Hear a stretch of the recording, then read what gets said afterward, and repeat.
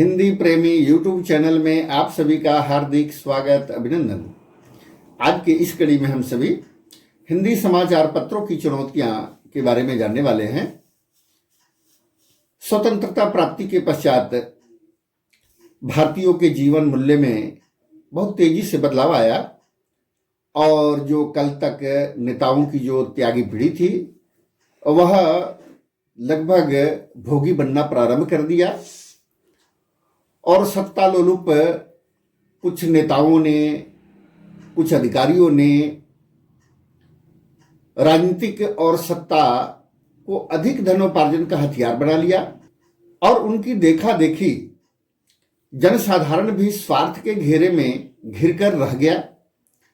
स्वार्थ, सुख और लालच के कीचड़ में सभी लथपथ हो गए। इससे साहित्य और साहित्यकार भी अछूते नहीं रहे, पत्रकार भी अछूता नहीं रहे। इसके अतिरिक्त हिंदी पत्रकारिता के समक्ष व्यावसायिकता के विकट समस्या उत्पन्न कर दी। पहले पत्र का मालिक और संपादक एक ही व्यक्ति हुआ करते थे। वह पत्र को बचाने के लिए सर्वस्व होम कर दिया करते थे, परंतु सिद्धांतों और मूल्यों से समझौता नहीं करते थे। किंतु वर्तमान समय में परिदृश्य बदला और पत्र में पूंजी लगाने वाले पूर्णतः व्यवसायी व्यक्ति होते चले गए और जब तक पत्र कमाऊ पुत्र की तरह काम करता है, व्यवसायी उसे चलाने देते हैं और ज्यों ही मुनाफा का ग्राफ गिरता नजर आता है, उस पत्र को बंद कर देता है। आज व्यवसायी ही पत्र के संपादक होते हैं, लेकिन संपादक का कोई और व्यक्ति काम करता है जो हुक्म का बंदा मात्र होता है। ऐसे पत्रों में काम करने वाले लोग केवल नौकरी करते हैं और वे समझौता प्रस्त हो जाते हैं। उनके सामने कोई मूल्य या आदर्श नहीं होता है।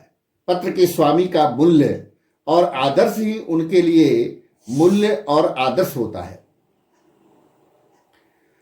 और आज के अखबार और पत्रिकाओं के सामने इलेक्ट्रॉनिक मीडिया ने और भी गंभीर संकट उत्पन्न कर दिया है।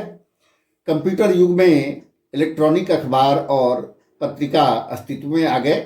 फलतः मुद्रित पत्रिकाएं और अखबारों को बंद होने का सिलसिला जारी हो गया। फिर भी जो हिंदी पत्रकारिता के जो समक्ष विश्वसनीयता का जो सबसे बड़ा संकट है, वह है आज के लोगों का विश्वास पत्रकारों, लेखकों और साहित्यकारों की भाषा पर से उठ जाना। लोगों के टूटे विश्वास को फिर से जोड़ना और मजबूत बनाना बहुत जरूरी है और यह काम लेखक, पत्रकार और साहित्यकार ही कर सकते हैं। अपनी बेहतर शब्द साधना और आचरण की सूचिता के बल पर ही हिंदी पत्रकारिता में कुछ ऐसे नए प्रयोगों को भी करने की आवश्यकता है जो लोगों को हिंदी की सत्ता की ओर उन्मुख कर सके। यदि ऐसा किया जाता है तो हम सांस्कृतिक चुनौतियों का मुकाबला समर्थ रूप से कर सकेंगे और जो चुनौतियां हैं उसको मुकाबला करते हुए आज भी उसकी विश्वसनीयता बचा करके जैसे रखा गया है, रखा जा सकता है, आगे बढ़ाया जा सकता है। आज भी जन सामान्य इलेक्ट्रॉनिक मीडिया जैसे सोशल मीडिया है तो बहुत सारे फेक समाचार आ जाते हैं, लेकिन स्थानीय संवाददाता होने के कारण प्रिंट मीडिया का जो पत्र होता है वह बखूबी उसको लगभग सत्यता के साथ में प्रस्तुत करता है। जो भी ऐसे चैनल भी हैं तो उनके जो संवाददाता रिपोर्ट देते हैं वह फेक प्राय नहीं होता है, वह सत्य होता है। तो आज भी समाचार पत्रों की जो चुनौतियां हैं वह है, लेकिन समाधान भी है, उन्हीं के पास है। आइए हम सभी मिलकर करके इस चुनौतियों का सामना प्रामाणिकता पूर्वक करें। आगे की कड़ी में हम सभी हिंदी पत्रकारिता का भविष्य के बारे में जानेंगे।